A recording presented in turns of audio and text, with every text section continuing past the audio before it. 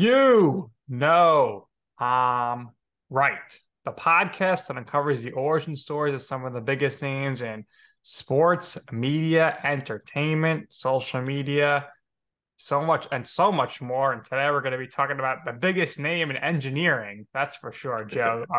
Our guest today, I mean, what more can we say? He's just a viral TikTok sensation who happens to also be an engineer in Florida. Yeah, so we're the biggest or soon to be biggest podcast in sports, media, pop culture, entertainment, which is kind of the same thing, business, finance, entrepreneurship, reality television. It's a lot to cover. Guess it kind of counts as entertainment too. But also viral TikTok sensations and engineers. Uh, Very excited to have him on, and seems to be like a music guy too. We got to hang out with him briefly before the start, and he had his guitar ready to go. So maybe we'll bother him about that in a little bit. But we would like to welcome Rodger Cleye to the program. Rodger, thank you for doing this with us. Welcome. How are you doing today? I'm doing great. Thanks for having me. So you're an engineer, right? Who works in Florida. Did you grow up in Florida? Were you born there? I was born and raised in California and got my UCLA degree there in engineering, electrical, and worked for about 26 years in a small company, but I was the lead engineer, and I do all analog and digital and programming, FPGAs. You got it. That's it's fun. I like to be diverse. So it turns out, even though I'm electrical, it turns out you have to do quite a bit of mechanical engineering whenever you're trying to just make an actual real world thing, right? Because it always needs a skeleton to live in. So that's been really fun.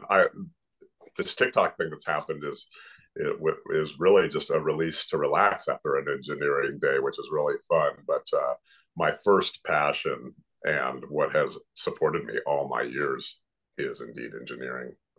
How did you decide you wanted to pursue a career in engineering? Uh, it's one of those things that sometimes you're that kid that takes apart anything, right? And it's like anytime I saw something, I wanted a piece of it to be part of something else, and I'd tear it apart and understand how it worked, and then try to build something bigger and better. And one thing I live by, and it helps me out a lot in life, is if you want to make something great, you start with something good. Okay. And so if I see something cool and then I just add a little to it, then it becomes this cooler thing. Yeah, so I have an older cousin who's an electrical engineer. Works for a union for a really long time. I also have another cousin who's quite adept when it comes to doing stuff like that. And he kind of relates to doing the stuff like you mentioned, like taking stuff apart, building them together, right? He used to do that with computers. When you were younger, was there anything in particular that you had a fascination with that kind of similarly matches the description there? Well, I had an Apple II Plus, and I definitely I wanted to write little programs. My favorite games at the time, like everybody, you'd go to the arcade, and I wanted to make, Pac-Man, and I wanted to do everything else, right? So that started it, but I actually ended up leaning a lot more towards hardware. It's just a lot of people don't, because hardware is kind of mean in the sense that, like, when you make a mistake, it's not a bug, it's a fire. So, and it becomes money. But on the other hand, I really like it because at the end of the day, to interface with the real world, you need a little something tangible. I've been in interviews for my skills where I've seen that the interviewer has, like, 100 software engineers and one hardware engineer. And when asked what's the discrepancy there, why, the guy took off his glasses and looked at me straight in the eye and he goes, because hardware is hard. So, that's anyway. that's pretty good. Would never think of it like that, right? So that's fun. So when you went to UCLA, how did you keep yourself active on campus in terms of pursuing your career path? Were there any internships or things that you did on college that kind of helped you that way? And what was the process like ultimately getting your first job? Yeah, well, college. So yeah, I took the standard curriculum. But I do think that it was way important that I hobbied out on the side, and I made robots just for fun on the side. And I really didn't have robot making classes, but they're just so darn interesting. One thing I could tell people in colleges: find something else to do than the engineering. I was varsity water polo for UCLA, and that was actually very important because you can put in a lot of hours for the engineering and stay up very late and get very stressed.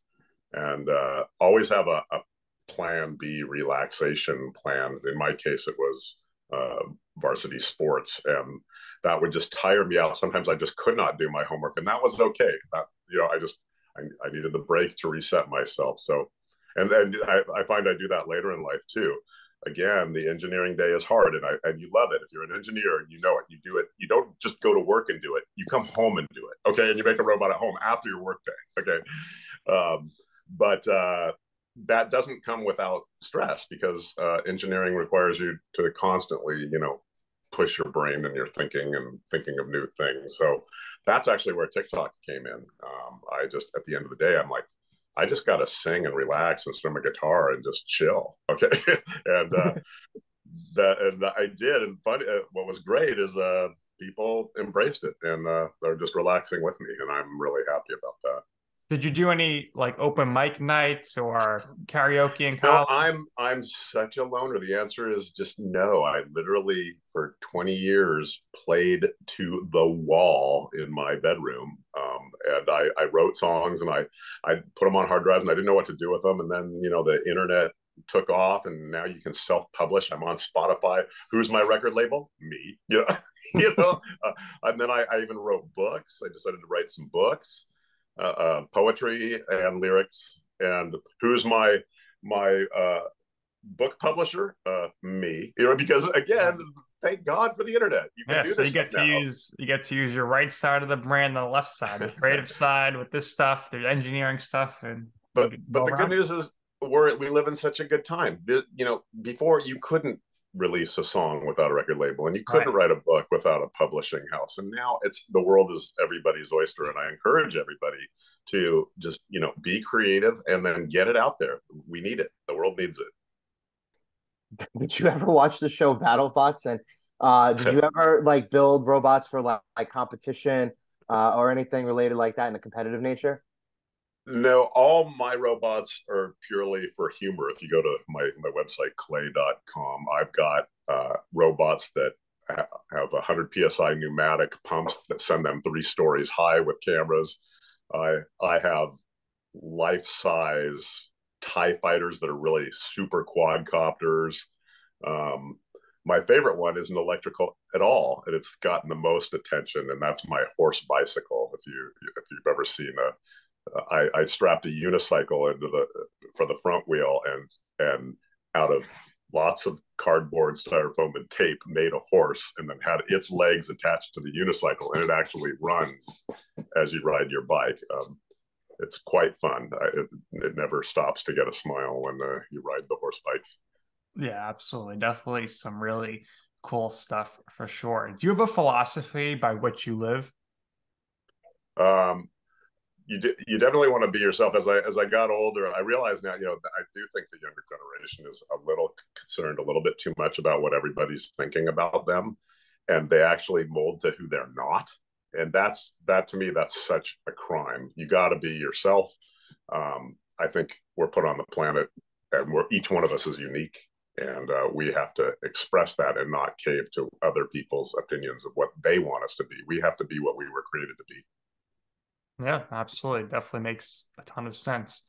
So, now you're living this viral lifestyle or so we would say. But when did you make a TikTok account, and what was the first video you posted? Oh, what was it? Well, my favorite song, definitely early on. I like "Come Monday" by Jimmy Buffett, but it all started 2 years ago. Yeah, about 2 years ago. I saw that my kids were on this new platform that I hadn't heard called TikTok, and I'm like, "Wow, what is this?" And they're like, "No, Dad, no. This is pretty much 20 years and below. you're not going to make it. You'll be that old guy, and I'm like, but I've got old music that you guys will think are new, and I think there's such good songs from the past. I think I just have like Come Monday, right? I bet a lot of new people just don't know Jimmy Buffett, or maybe they do. But anyway, I'm like, I got to bring this to you. I hear these songs in my head. They make me happy. Why not bring them to you? So I struck a deal with my son, and I said, well, tell you what, son, since you don't think I'm going to make it, how about you get me an ice cream cone every time I get 100,000 followers, and every time I get 1,000,000 likes, well, an ice cream cone for each event. And he laughed and he said, well, I'm pretty safe with that deal, Dad. Well, here I am, 3.2 million followers. That's 32 ice cream cones and 80 million likes. So that's 80. So he's basically down about 110-ish. Rodger, what's your go-to ice cream flavor? Chocolate chip. All right. Very nice. Very nice. So anyway, I've relieved him of that burden, but it was kind of funny just how wild it really took off. I'm very thankful how the TikTok community embraced me, because I'm a little bit of a different character. I'm not the older guy is not the main attraction on TikTok, but yet somehow they took me in, and I appreciate it. So what was the first video you posted that went viral, and how shocked were you that your overnight success wasn't just 5 seconds of fame, and that it's kind of persistent? Yeah, that's my very first viral one. Was a shock. I had been at it. I had uploaded when I first got into it, because I wanted to prove my son wrong. I said, okay, I'm going to hit the ground running. And in one holiday season, I uploaded 1,000 videos, 1,000 in a 3-week span. I thought, well, just hit them hard. And after all that I actually, that only got me like to like 10,000 followers, which I was elated. I'm like, oh my God, 10,000 people, that's crazy. But then this one, and my deal is I said, you tell me what you want me to sing and I'll do it. I don't care what it is, right? That's my deal. And then so somebody said, well, all right, I want you to sing Love Sosa, okay, which is a rap song, and definitely not Come Monday or things that I'm used to, but I'm like, okay. And I rapped this thing out, and that instantly, like within seconds, had like 50,000 views, and that was my first viral. And from then on, I was doing Playboy Cardi, and I did that Gunna, that one got 5 million. That was my first 5 million view one. And then later, Lady Gaga stuff, Judas, that one got me 34 million views. It's a crazy what catches on and stuff. But yeah, and then the biggest surprise is after you get a little bit of popularity, then things really go nuts. Like, I never imagined a world where people would cut my head off and put me in a bathtub or a dorm room singing to them. That's just beyond what. Well, can you believe imagine. All the support you get from the Cleyemates, your fans, how crazy they are with you? And I am just trying to send out just positivity. I lost my mother this year. She's the most positive person I ever knew. And I just want, people, there's so much to look at in the world that's just so kind of disappointing and sad. And COVID kind of got everybody in the funk. And I'm just not into that. People just have to just, let's just sing. Let's just, every day is a gift. Let's just sing. Absolutely. What did your children think about collectively your fame here? Because my parents, like when it comes to social media and stuff like that, they don't bother, right? I mean, like my mom is on Instagram, sure, and she watches the stuff that Nick and I post and she likes our content, right? But that's really like the end of it, right? And my dad's kind of up there in age, so a lot of this stuff is just way, way, way, too much for him, right? So the numbers are so large. They're a little, it kind of takes you into a sort of a different dimension. Like when it first started out, both my son and my daughter were like, this is kind of crazy dad. I don't know. I'm not sure. Just that they're getting extra attention. And I got it, but I'm like, but it's just here for fun. You got to just remember the basis of this. We're just here to sing. How does that be bad? And I never could figure that out, and never have acknowledged stopping, because it feels just too fun for me, and I get a lot of positive feedback back. But in general, the funny thing is, eventually the numbers caught up to them. Both my son and my daughter, eventually all their friends come to them and say, this is kind of fun. So then eventually they jumped in on board, and that's been good. So I couldn't quite get to them directly, but I got to them through their friends. So whatever it takes. That's social networking. In a nutshell. All right, let's have some more fun here. You mentioned Jimmy Buffett. Who are some of your other favorite artists? What are some of your other favorite songs to sing? And we saw a guitar there. Yeah, right? I know. I don't know if I got it all tuned, but I do like doing Elvis, and I don't know if my ukulele's in tune. Hang on, let's. Oh yeah, this will be our second live performance. Elvis on the uke. I'm right. I hope it's in tune. Ooh, horrible. Maybe while I chat, I have my app open here. We can just get it just a little bit tuned up, because it is fun to sing Elvis on a ukulele. It's fun to do anything on a ukulele for that matter. But let's see. We're sorry to do this while you're waiting, but we can't really tolerate out of tune instruments, can we? Here we go, Joe.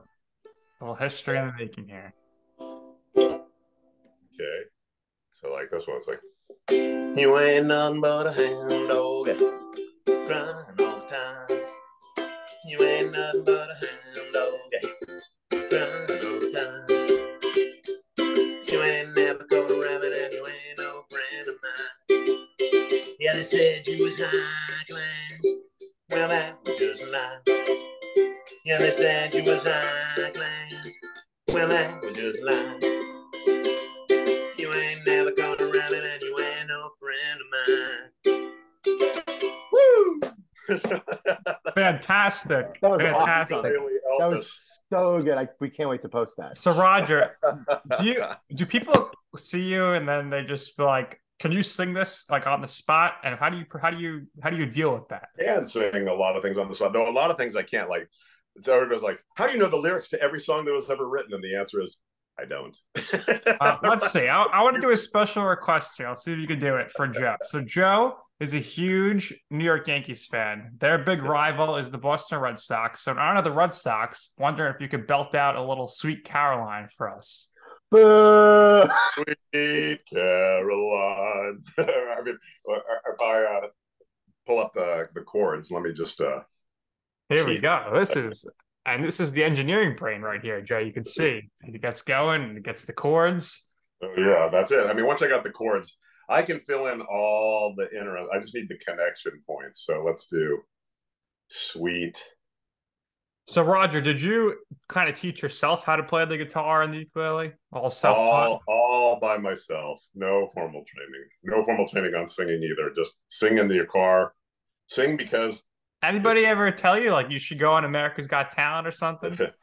I did, and they reached out, and then I think the problem became I already had too much of a following. It would be hard to sell me as that just kind of guy that just kind of came on the show. I was already kind of known, so they didn't know what to do with me. So makes sense. Look at the gears turning. Love it. So Joe hates this song, of course. Okay. So it's perfect for him. Well, then it's perfect for you. But it'll make a great social clip. Joe, you better belt out the ba. I have to get out of tune. All right. Where it began.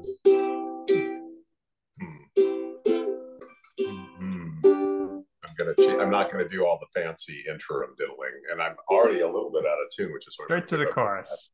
Where it began, boom, boom, boom. I can't begin to know. I know it's growing strong. Was it the spring? Boom, boom, boom. And then spring became the summer. need you come along. See, I'm so sad that it's hey, touching hands,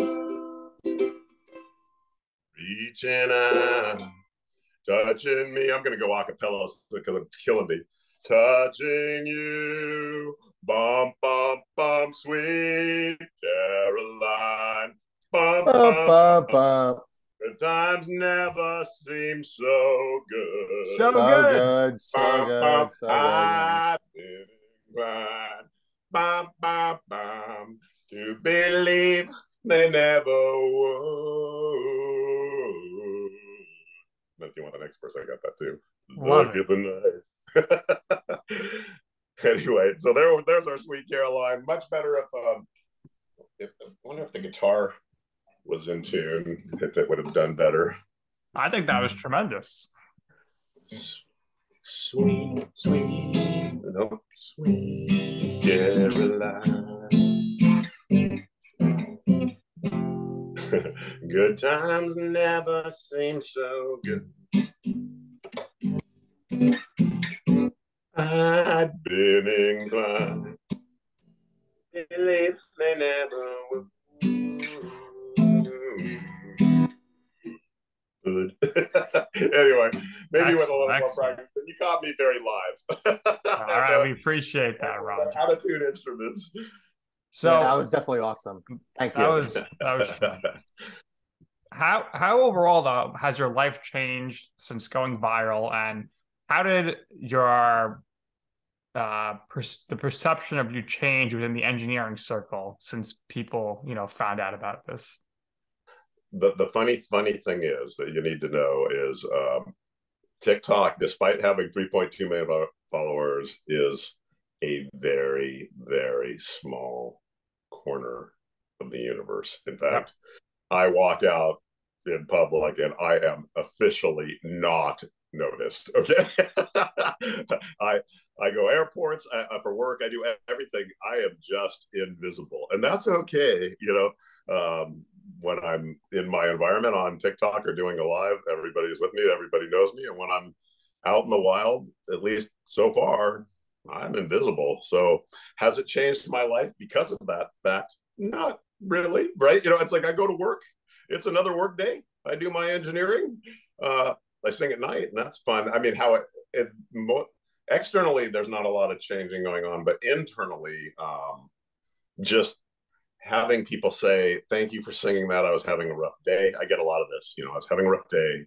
Now I feel better. Or I was crying about this, that, or the other thing. And you just got goofy and sang me a song. And now I'm doing better. And, that's really great for me because I had, like I said, really just kept this all inside in my bedroom just to make myself feel good. And to actually now have it multiply in the hearts and smiles of others is fantastic for me. Would you consider putting on an in-person concert? And has anybody approached you about doing any live performances? Not well. I am going to try and do some recording. A couple people have reached out to me. I might do a little studio work this year, which is super exciting because, like I said, I've never done that. It's always just been me with an iPad in a bedroom. So getting and doing a real recording would be super fun. And getting out there and so that's no in-person live requests yet. Some in the years before the TikTok fame, I would walk around work with my ukulele and sing happy birthday and force my own concert because I got a little bored singing to the wall too. So I was kind of known as that guy that came around and just forced a song down you. But I guess nobody ever really requested it now that I think about it. Rodger, where in Florida are you exactly? Because I was just in the UCF area. Okay, so you're like by Orlando over there. I have an uncle who lives over there. I was there by I have two uncles, one on my mom's side, one on my dad's side. My mom's side lives in Orlando. My dad's side, his brother, he lives near Tampa where Wesley Chapel is, so he kind of lives like northwest. But I was there last week, and I was there for about a week or so. And we went to this really nice place outdoor near, it's like kind of like traveling between Tampa and St. Pete. It's this outdoor place called Salt Shack. And they had a live music, and they had a guy playing the guitar and everything. And it was a nice little mix of all types of songs from all types of eras, right?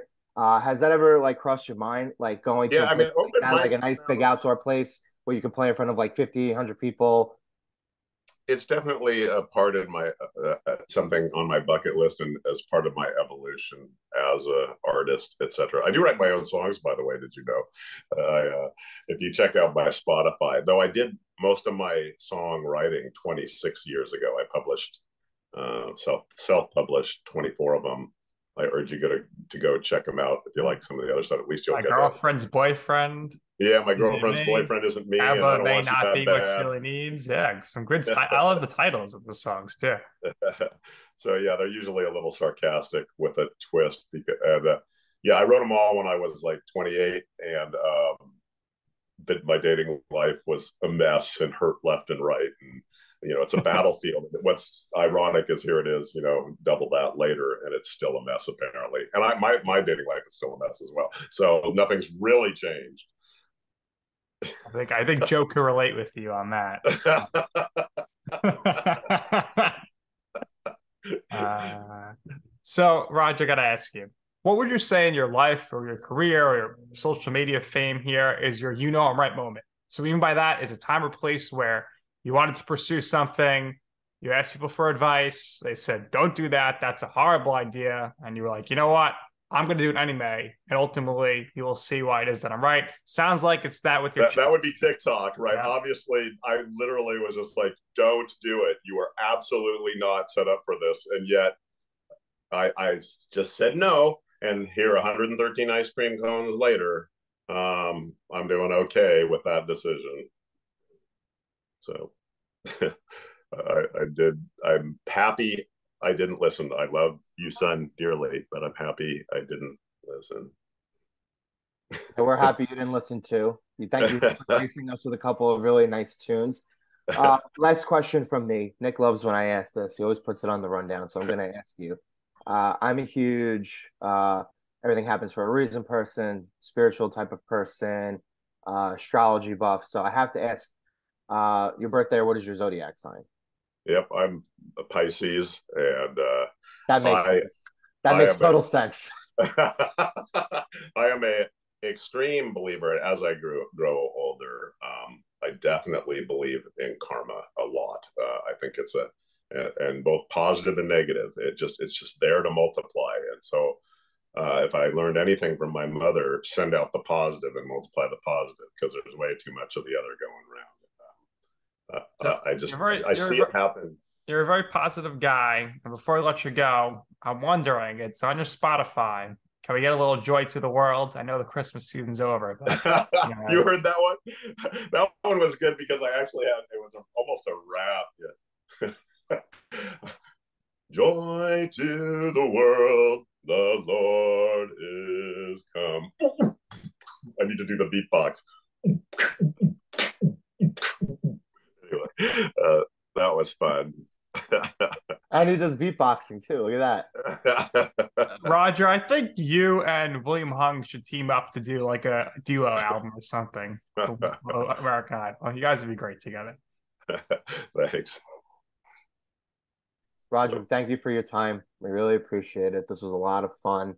You have a lot of great personality, something that Nick and I really, really enjoyed.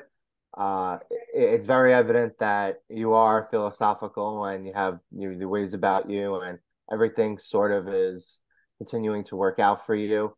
We wish you nothing but the best. Now I have another friend in Florida. The fact that you're a Pisces is so funny. If you see so funny. a guy on a horse riding around campus that's a bicycle, yeah, pull him over and let's chat some more. Oh yeah. So you've given us a lot of great quotes and wisdom already, right? You have your Spotify, but if there's anywhere else that people can find you, or if there's anything else you have going on into the future, please go ahead, share, promote. Well, I'll plug it now. I am on Cameo. If people, one thing that people indicate a lot is like say you just have that special request song that you want to hear. Of course, I do it for free. I just say put it in a comment, and about 20 years later, after I get through my list of 1,000, you get your song, right? But some people want it a little bit sooner than that. or they want a birthday wish, or they're just feeling down or whatever. Right. And hey, I'm here for you, but because I am a man of limited time, for a nominal fee, cameo.com/Rodger Cleye, I will give you a personal message. It's good for me. It's good for you. Everybody wins. So if that's the kind of thing you like, that option is available for a pick me up. All right, Roger that. So go ahead and check out Roger on Cameo, TikTok, your Instagram as well. Any other social media platforms? I'm on YouTube too. This year I'm trying to just get a wider reach. Like I said, part of the reason I'm invisible is because everybody my age isn't on TikTok, just like my kids said, right? So therefore, most of my peers, all my engineering, they were like, well, whatever, Roger, you're engineer Roger, that's the end of you, right? Because in fact, the only reason they know of me that I have TikTok presence is because their kids come to them and say, do you know this guy? And they're like, yeah, it's Roger at work, whatever. So it's kind of funny. All right, there you have it, Roger. Thank you so much for your time today. We appreciate it. Best luck to you. Continued success with the music career and keep crushing it in the engineering field. We know you will. So that's going to do it here for this episode of You Know I'm Right. For a very special guest, Rodger Cleye. For my coach, Joe Calabrese, I'm Nick Durst, and this has been You Know I'm Right.